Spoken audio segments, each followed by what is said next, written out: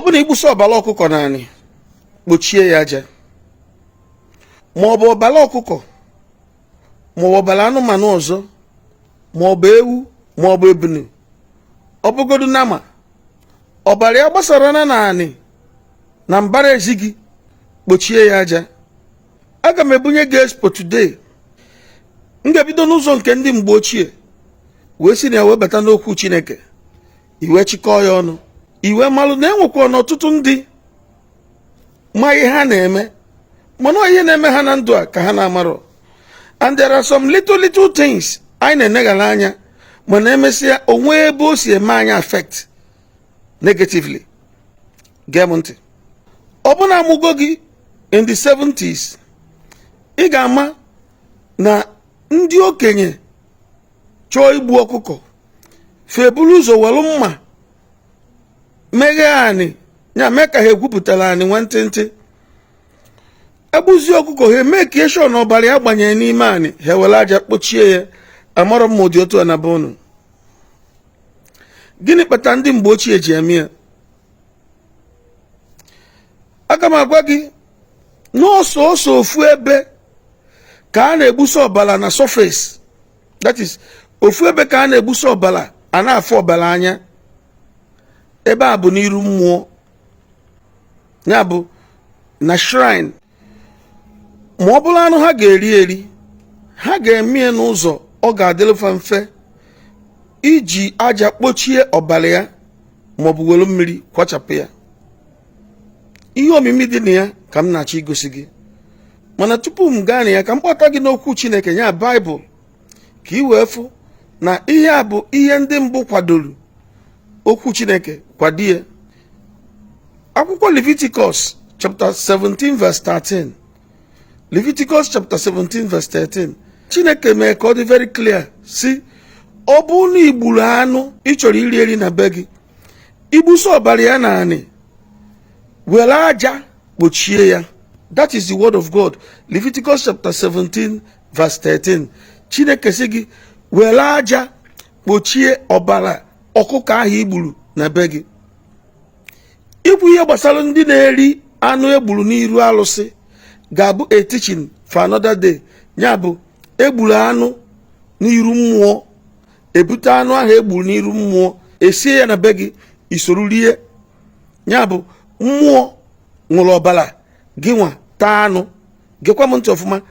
Anụ egbusara ọbara ya n'iru mmụọ, mmụọ ṅụrụ ọbara ya gị nwa taa anụ ya. Commitment ya abụrụ ebe a, anọbụrụ ife anyị ga-akụzi taa. Maka na ọtụtụ ndị na-agba mbọ mana ihe na-akpụchi ya ha azụ ka ha na-amarọ. Ọtụtụ ndị na-agba mbọ mana ihe na-abụrụ ha ọdachi maọbụ ogbochi ka ha na-amarọ.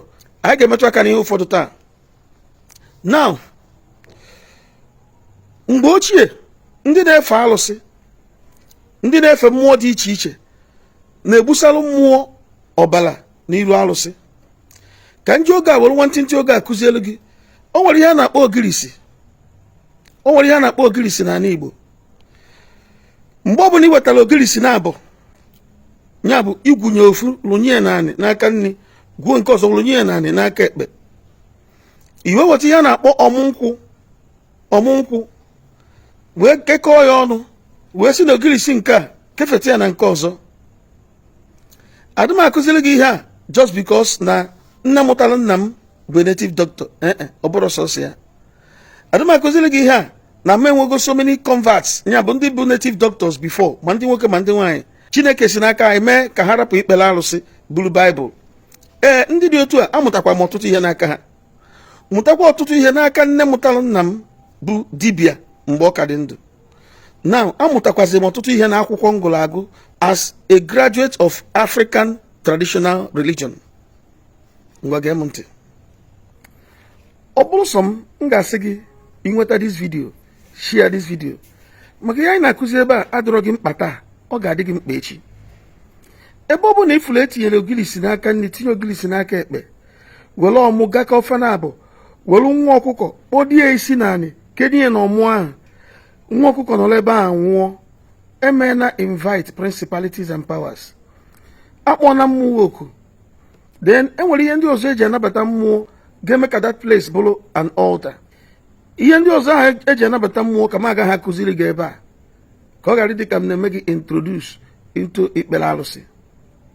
Now nwa ọkụkọ ahụ akpọdoro isi naanị nọ ebe ahụ nwụọ, ọ bịa malite ile ule, ọnụ ya ahụ akpọdoro naanị ka ule ahụ ọ na-ele si apụ wee na-agbasa naanị.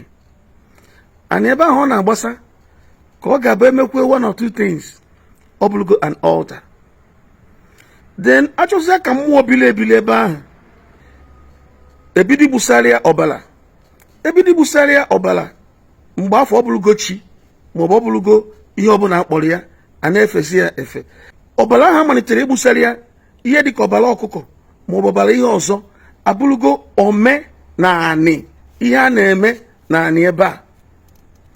Okay, nwoke nwe ụlọ perhaps ya na mmụọ enweghị agreement na ọkụkọ a ka m ga na-egbusara gị every month.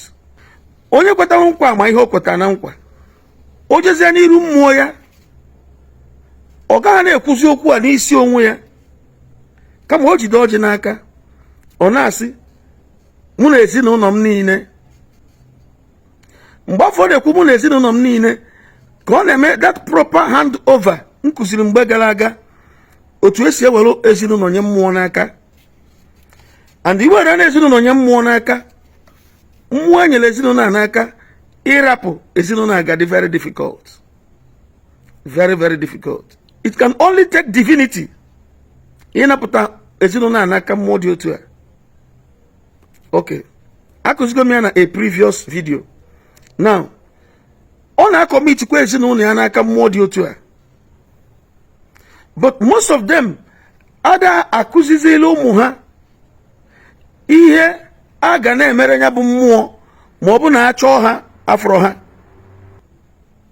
Onye bụ na mmụọ na-agba ụgwọ, na-abata na ezinụlọ mmadụ asị na mmụọ na-agba ụgwọ. Ifuru ndị mmụọ na-agba ụgwọ, ifu ha mere ha ebele, ha kpakọchasịa ofu ihe abịa tisa ya, ha na-ajụ what is happening to us.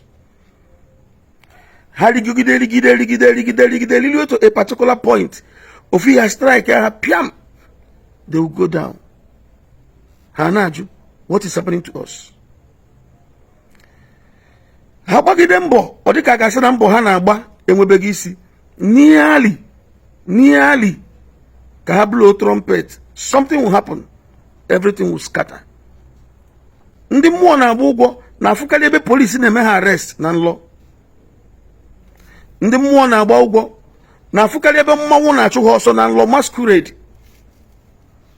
Ndị mmụọ na-agba ụgwọ na-afụkarị onwe ha ebe ha na-akpata nkụ na nlọ.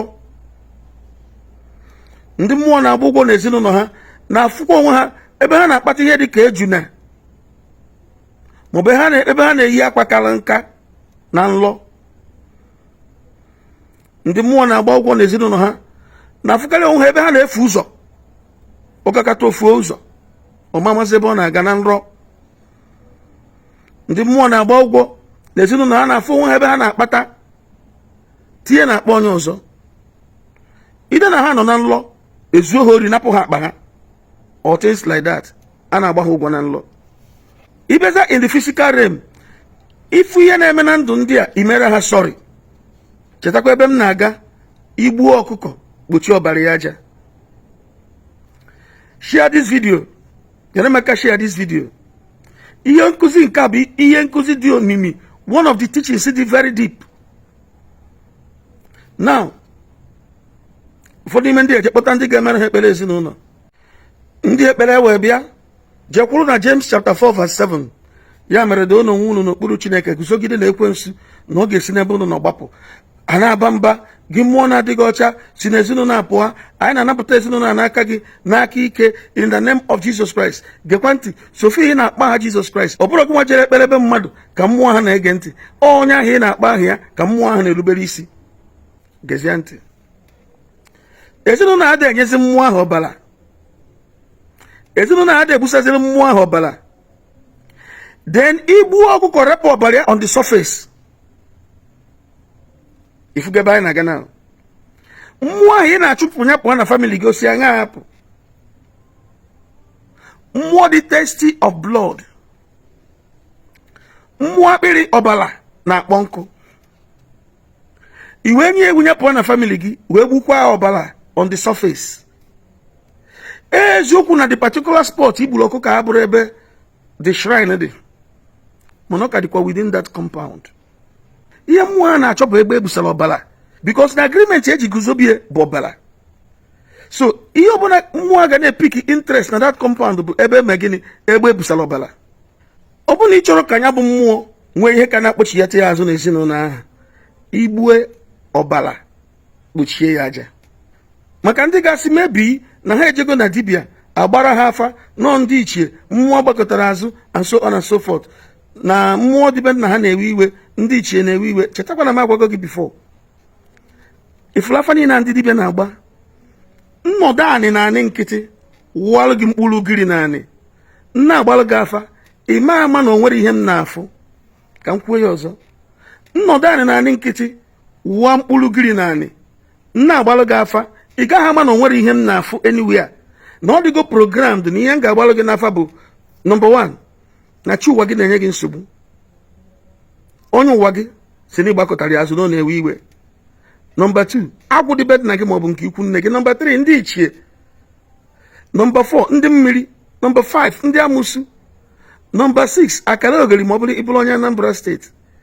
Number 7 ị ga-ekpochi onu. Number 8 ụmụada na-ewe iwe and so on. Now ọ bụrụ na ijego na dibia gbalụ gị afa cheke ihe ndị a niile m mention ebe a ka ịma mana nwere at least one dibia mention golo gị before, at least one.